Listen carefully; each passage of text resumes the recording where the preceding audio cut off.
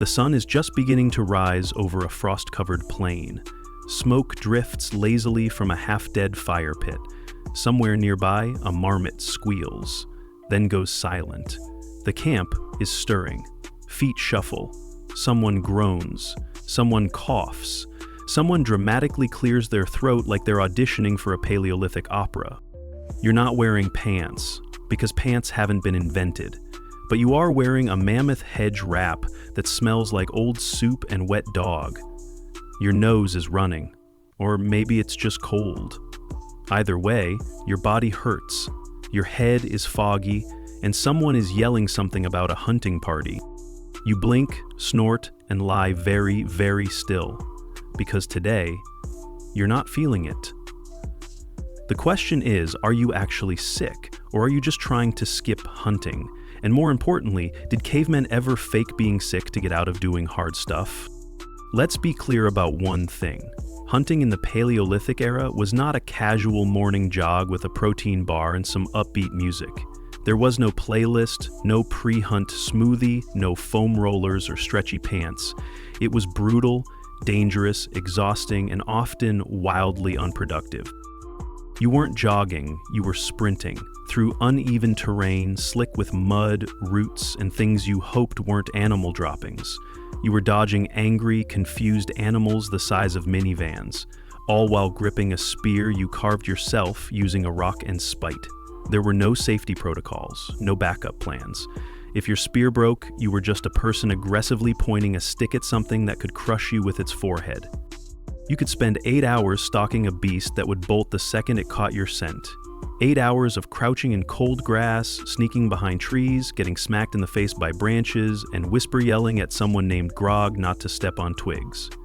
You might throw your spear and miss by a mile, or hit something vital and still watch the animal run off into the sunset like a furry Olympian fueled by panic. And what did you get if the hunt actually worked? What was your reward for this muddy, blood pressure spiking, glute-burning ordeal? You got to carry a gigantic dead animal back to camp, on foot, in the cold, through a ravine. While bleeding, you were now a sweaty, exhausted, borderline hypothermic delivery driver hauling 300 pounds of meat across a hostile landscape, and no one even gave you a thank you berry. You were a prehistoric Uber Eats driver with no tip, no GPS, and probably a dislocated shoulder. So yes, if someone woke up with a sore throat, a mild cough, or just a deep, soul-crushing dread at the idea of chasing another wild boar through a thicket of thorns, they might have thought, what if I just didn't? And really, who could blame them?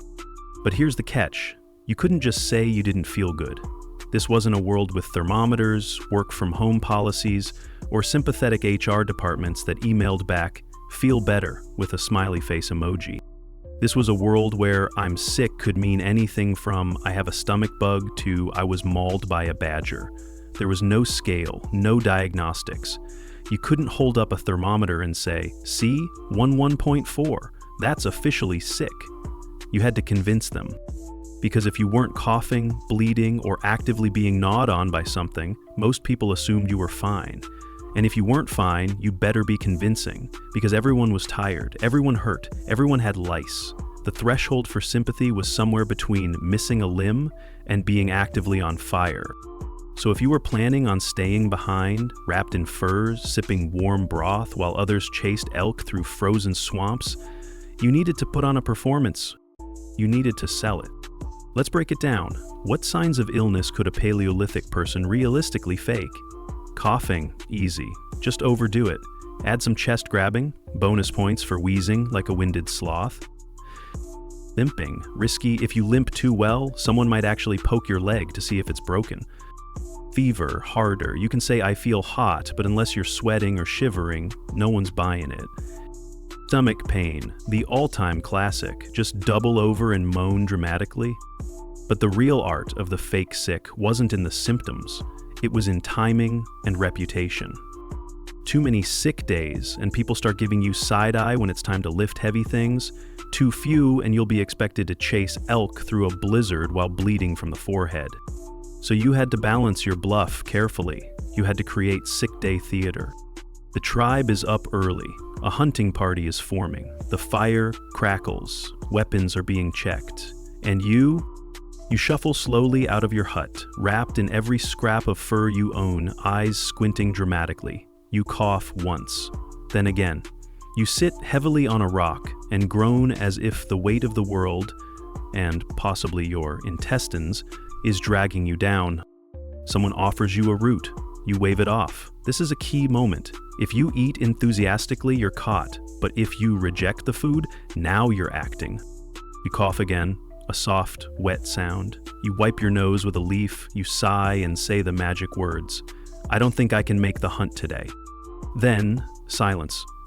All eyes turn to the elder, the shaman, the unofficial Paleolithic HR department. He waddles over, squints at you, smells your breath, for real, this was a thing, and maybe rubs some mystery mud on your forehead. He considers, and then, at last, he nods and says, "Stay, rest. You've done it. You've successfully faked being sick in the Stone Age." Faking illness wasn't just about moaning, it was about method acting. You had to become the illness, embody it, channel the spirit of someone who truly, deeply didn't want to sprint through underbrush with a pointy stick that day. Smear a little ash under your eyes for sick face. Add some dirt for effect. Make it look like the spirits themselves had drained the color from your soul. Rub some rotten berry juice around your mouth for plague chic. Bonus if it smelled awful. Extra bonus if it bubbled slightly. Use that weird mushroom to make your pupils look weird and your walk a little unsteady. Just know that, yes, you might actually feel sick later. Or see colors that don't exist. Some early humans probably became local legends for their convincing performances. Remember Grook? Missed 6 hunts in 1 moon. Said his lungs were full of sorrow spirits. Cough sounded like a haunted raccoon. That man was a genius. We almost held a funeral. Then he popped up asking for more marrow stew. His legacy? Still talked about around the fire, especially whenever someone sneezed just a little too dramatically. Let's be honest, someone probably made up some creative lies. I dream the mammoth will trample us. If I go, the spirits told me to stay here and organize the rocks. I must fast for visions. Also, I pulled something in my spleen. We don't have written records, but we do have evidence of highly developed imagination. If someone could carve a horse from a piece of mammoth tusk, they could fake a sore throat. This isn't just about laziness. In fact, faking sickness in early human societies might have been adaptive. Ancient humans weren't dumb. They understood that rest mattered, and if someone was weak, ill, or injured and still went out hunting, they could mess up the whole operation. Skipping the hunt wasn't selfish, it was smart. It wasn't about avoiding responsibility, it was about knowing your limits. It was about understanding that sometimes the best way to contribute to the group was by not dragging your feverish, barely functional body into a stampede. It was tactical, it was protective, it was survival intelligence wrapped in a fur blanket, and a convincingly tragic cough. In a world where one bad step could end your life, choosing to stay behind wasn't weakness. It was wisdom. Not everyone needed to throw spears. Some people gathered food, kept the fire alive, told stories, scared away hyenas, or carved tools. And yes, some were better at pretending to be sick than at chasing mammoths. Of course there were those people, the overachievers, the go-getters.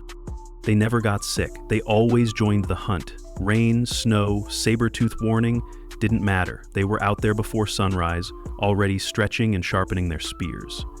They probably made their own flint tools and labeled them with some kind of personal symbol. Property of Tharn, do not touch. And they made everyone else look bad. While you were limping around the fire mumbling about sore knees and soul fatigue, they were out dragging back half a bison with one arm and asking if anyone wanted seconds. But even they had their limits. Sooner or later, even the strongest hunter tripped over a tree root, got kicked by an antelope, or just stared into the middle distance for an hour and whispered, "I can't do this today." Because even the toughest among us, the rock stars of the hunting circuit, the human equivalents of a sharpened jawbone, even they needed to sit down, wrap themselves in a fur blanket, and sip hot root broth while quietly questioning their life choices. Resilience is great, rest is mandatory. You can bet there was gossip. Did you see Darn? Sick again? Third hunt in a row. She's definitely faking it. I saw her doing a little dance yesterday. Yeah, but did you see that limp? It was on the other leg last time. Human nature hasn't changed that much. Campfire gossip was prehistoric. Slack tech, low tech high drama, and always active after dark. Word traveled fast when someone conveniently came down with swamp lung every time the weather turned cold. Too many sick days and suddenly your name came up every time the roots burned, the meat ran out, or the hunting party came home tired and empty-handed. People remembered, and they whispered. Not loud enough to start a fight, but just loud enough to make sure you heard.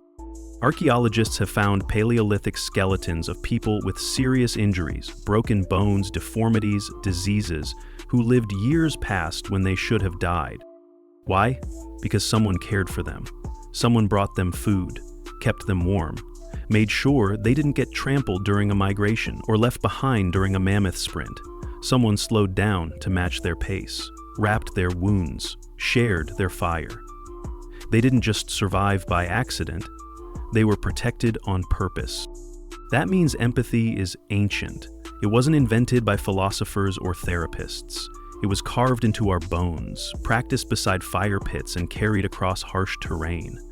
And so were sick days. Whether you were genuinely sick or just spiritually allergic to hunting that day, the tribe found space for you. Real or imagined, rest was allowed. Because survival wasn't just about strength, it was about care.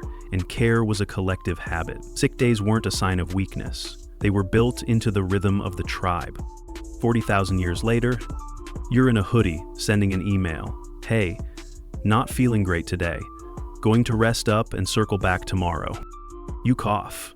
Not because you need to, but just in case someone hears you through the wall, or the ether, or your manager's lingering suspicion. You wrap yourself in a blanket like a modern mammoth pelt. You open a documentary about mammoths to feel productive. You tell yourself it's research. Same instinct, different tools. Same need for space, just with better snacks. Let's talk burnout. Imagine being the tribe's MVP hunter. Your club is cracked, your nerves are shot, your back hasn't stopped aching since last equinox, and yet everyone still expects you to deliver mammoth steaks like it's your divine purpose. One morning, you sit up, stare into the void for a moment too long, and say, I have the sadness gut. That's prehistoric for, I need a break. Not, I'm lazy. Not, I quit. Just, I can't today. Even if no one knew the word burnout, they knew the look, the slouch, the sigh, the blank stare into the flames like you were trying to summon answers from the smoke. The way you didn't even flinch when a spark landed on your leg. And sometimes they let you rest. So what happened if you stayed back? You stayed warm, you sipped broth, you mended something half-heartedly, you told stories. You flirted with someone else who was totally too sick to go. You both knew. And when the hunters returned with nothing but frostbite and bruised egos, if only I'd been well enough to help. Everyone rolled their eyes. But deep down, they got it. Because sometimes we just really, really don't want to chase elk uphill for 5 hours in the rain. Especially when the elk is faster, the rain is colder, and you forgot your lucky spear. So, did cavemen ever fake being sick to skip hunting? Of course they did. They weren't robots. They were human, just like us. Tired, overwhelmed, a little dramatic when necessary, and when faced with the question, do I risk my life chasing something that wants to kill me? Sometimes the answer was, I think I have the throat thing, delivered with a grimace, a cough, and maybe a theatrical wince for good measure. And that moment might have been the first act of self-care in human history. We're the descendants of people who knew when to fight and when to nap, who understood that sometimes survival meant resting, not charging into the forest with a half-broken spear and something to prove. And today, when you fake a cough to skip a Zoom call and stay wrapped in a blanket with your laptop gently judging you from across the room, you're not lazy, you're honoring tradition. At the end of the day, we're still sitting around the same metaphorical fire, We still measure our energy, still second guess if we can face the day's saber-toothed inbox, still wonder if that cough is real or just a very ancient part of our DNA whispering, maybe take it easy today. And honestly, that's not weakness. That's wisdom, passed down through the ages from one sore-footed mammoth dodger to another. So if you ever find yourself staring at your shoes, your boss, your responsibilities, and thinking, I could chase this deadline, or I could drink tea and dramatically sigh into a blanket, go ahead, take the day, make some soup, fake cough if you must, and know deep in your bones that someone 40,000 years ago absolutely did the same. And that's not laziness, that's evolution.